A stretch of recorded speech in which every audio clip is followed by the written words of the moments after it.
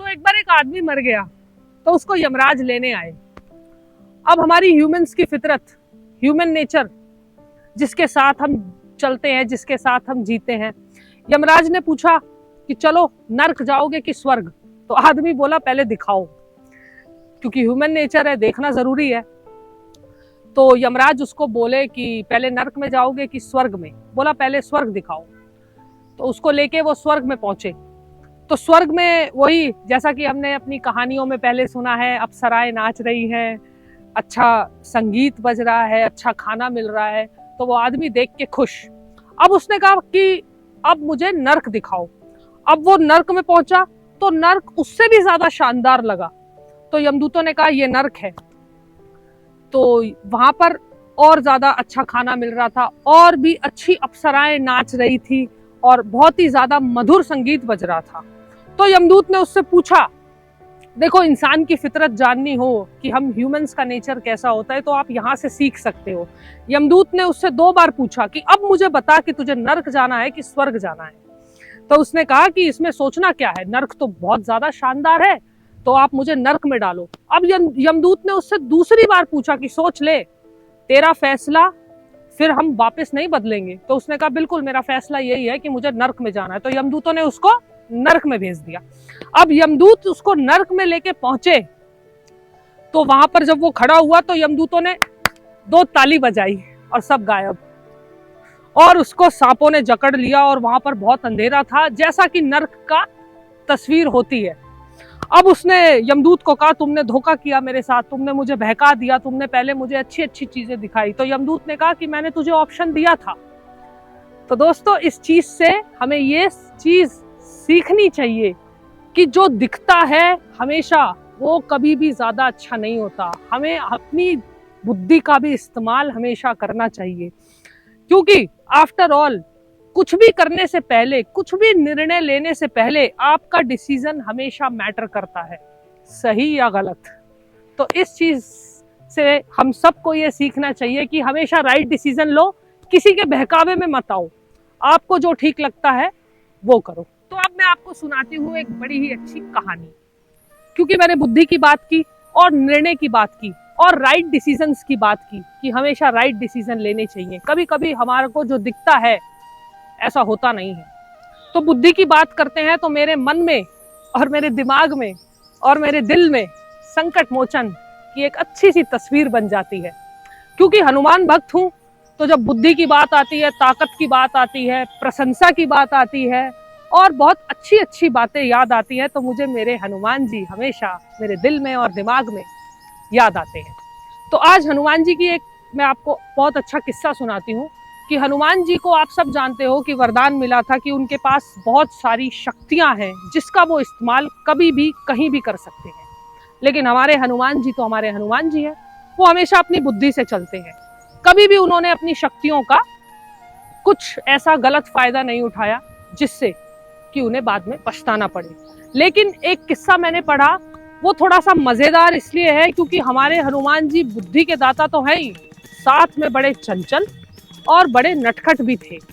तो उसी के दौरान मैं आपको एक किस्सा सुनाती हूँ। किस्सा है हनुमान जी का और एक साधु का, जिन्होंने उनको श्राप दिया था उनकी शक्तियों को लेकर। तो एक बार हनुमान जी जंगल में इधर उधर टहल रहे थे, तो हनुमान जी को थोड़ी सी मस्ती सूझी और वो पेड़ के नीचे बैठे थे। तो उन्होंने सोचा कि कितना प्यार करते हैं सब देवी देवता मुझसे, कितना अच्छा भरपूर आशीर्वाद सबने मुझे दिया हुआ है, कितने बड़े बड़े वरदान मुझे दिए हुए हैं। तो आज मेरा मन कर रहा है कि थोड़ी सी मस्ती कर लेता हूँ। तो हनुमान जी तो हमारे हनुमान जी हैं। तो वहां पर एक शेर और एक हाथी के साथ हनुमान जी खेल रहे थे। अच्छा देखो, जानवर भी वो अपने जैसा ही चुना उन्होंने खेलने के लिए भी। खेल भी किसके साथ रहे हैं? हाथी के साथ और शेर के साथ। तो खेलते खेलते उन्होंने क्या किया, हाथी की सूंड और शेर की पूंछ को आपस में बांध दिया।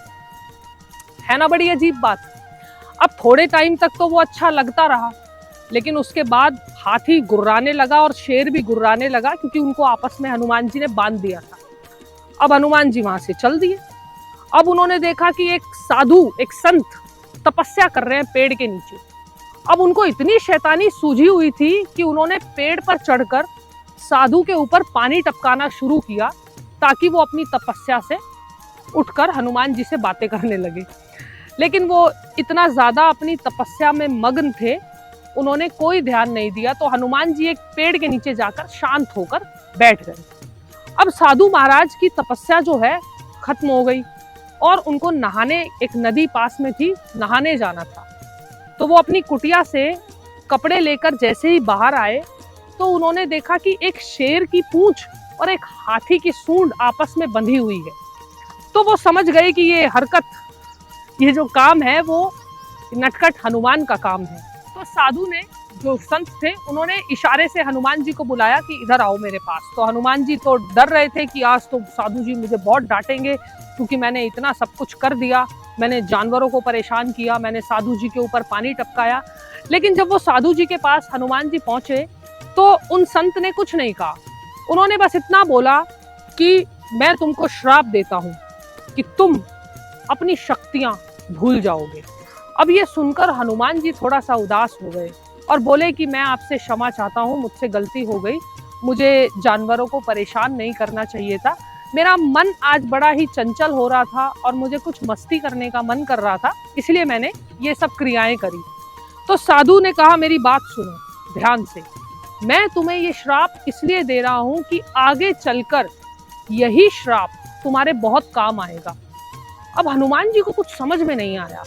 उन्होंने कहा कि ऐसा कैसे हो सकता है, आप मेरी सारी शक्तियां ले ही लोगे, छीन ही लोगे, मुझे श्राप दे रहे हो, तो आगे जाके क्या काम आएंगी। तो साधु ने कहा यही समझाना चाहता हूं मैं तुमको कि कभी कभी आपके पास जो वरदानी शक्तियां होती हैं उनका उपयोग हमें सोच समझ कर करना चाहिए। हमेशा हम अपनी शक्तियों के साथ नहीं जी सकते। प्रकृति हमें इस अपनी शक्तियों को लेकर चलने की अनुमति नहीं देती। तो हनुमान जी को समझ में आया। तो साधु ने कहा कि मैं तुम्हें श्राप देता हूं कि तुम अपनी सारी शक्तियां जो है भूल जाओगे, लेकिन जब जब तुमको याद दिलाया जाएगा तुमको अपनी शक्तियां याद आएंगी और तुम अपने कार्य में हमेशा सफल रहोगे। तो साधु बाबा ने हनुमान जी को ये श्राप दिया और साथ साथ ये भी कहा कि तुम्हारी शक्तियां तुम्हें याद दिलाने पर याद आएंगी। तो दोस्तों ये वो किस्सा था, हमारी पुरानी कथाओं में ये किस्सा है कि हनुमान जी की शक्तियों के बारे में तो सब जानते हैं, लेकिन उनको ये श्राप भी मिला था कि जब जब उनको शक्तियां याद दिलाई जाएंगी तब तब ही उनको अपनी शक्तियां याद आएंगी।